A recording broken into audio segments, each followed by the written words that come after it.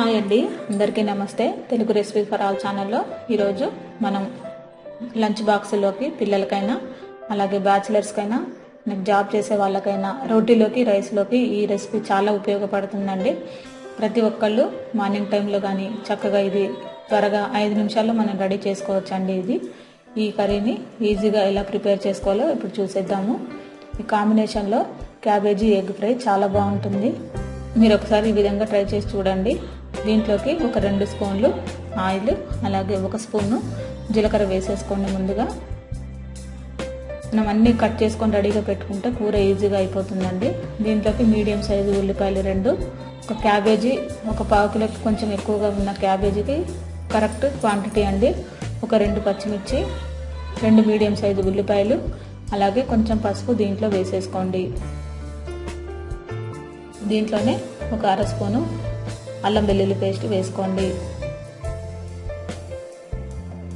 ఇది కూడా మనకి త్వరగా వేగిపోతుందండి. ఇవన్నీ కూడా పచ్చివాసన పోయేదాకా మీరు కొంచెం ఫ్రై చేసుకోండి. ఫ్రై అయిన తర్వాత మనం కట్ చేసి పెట్టుకున్న క్యాబేజీని వేసేసుకోండి. ఇది మనకి పొడవుగానే కట్ చేయాలని ఏం లేదండి, లుక్ బాగుంటుందని ఇలా కట్ చేశాను. లేదంటే మీరు సన్నగా అయినా కట్ చేసుకోవచ్చు.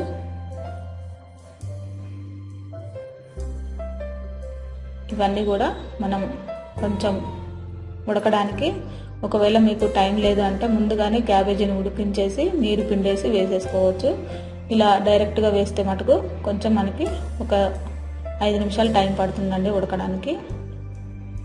ఇప్పుడు మీరు దీంట్లో రుచికి సరిపడా ఉప్పు వేసేసి మూత పెట్టేసి ఒక 2 నిమిషాల పాటు అలా ఉంచేయండి. ఉంచేసిన తర్వాత ఇలా మనకి ఆవిరికి చక్కగా దగ్గరికి ఉడికిపోతుంది. ఇది ఫ్రై అయిన తర్వాత దీంట్లో కొంచెం కరివేపాకు వేసేసుకోండి. కొద్దిగా ఒక 2 రెమ్మలు అయితే కరెక్ట్గా సరిపోతుంది.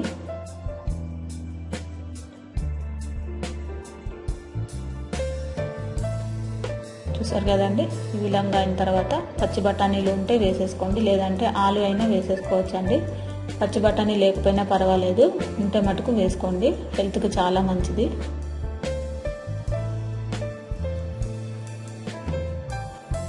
ఇది కూడా మనకి పచ్చి బఠానీలు తొందరగానే ఉడికిపోతాయండి. ఇది ఒక 1 మినిట్ ఉడికిన తర్వాత దీంట్లో మనం కొద్దిగా కారం వేసేసుకుందాం. ఇప్పుడు 1 స్పూన్ కారం వేసుకోండి.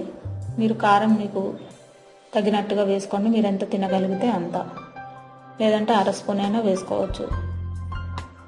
టీ స్పూన్ కంటే తక్కువగా ఉన్న నేను కారం వేసానండి స్పూన్తోని. చూసారు కదా, ఇలా కొంచెం దగ్గర పడిన తర్వాత దీంట్లో 2 కానీ లేదంటే 3 ఎగ్స్ కానీ వేసేసుకోండి.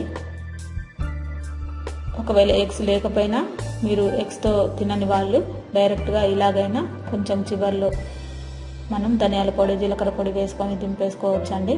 నేను ఎగ్ కాంబినేషన్తో పిల్లలకి చాలా మంచిదని ఇలా చూపిస్తున్నాను. మీరు రోటీలో కానీ రైస్లో కానీ తినగలిగేంత మీరు ఎగ్స్ వేసుకోవచ్చు.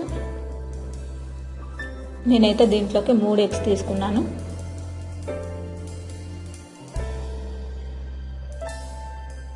ఈ 3 గుడ్లు మనకి దీంట్లో ఈ కర్రీలో కలిసిపోయేలాగా ఒక 2 నిమిషాల పాటు ఫ్రై చేసుకోండి.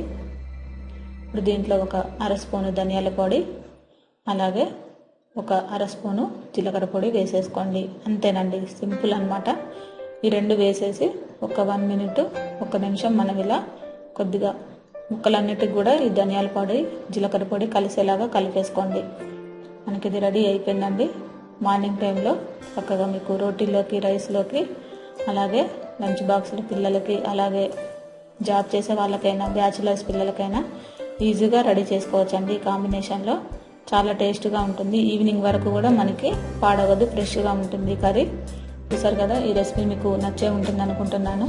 ఈ రెసిపీ మీకు నచ్చినట్లయితే లైక్ చేయండి, షేర్ చేయండి, సబ్స్క్రైబ్ చేయండి. అందరికీ థ్యాంక్ యూ అండి.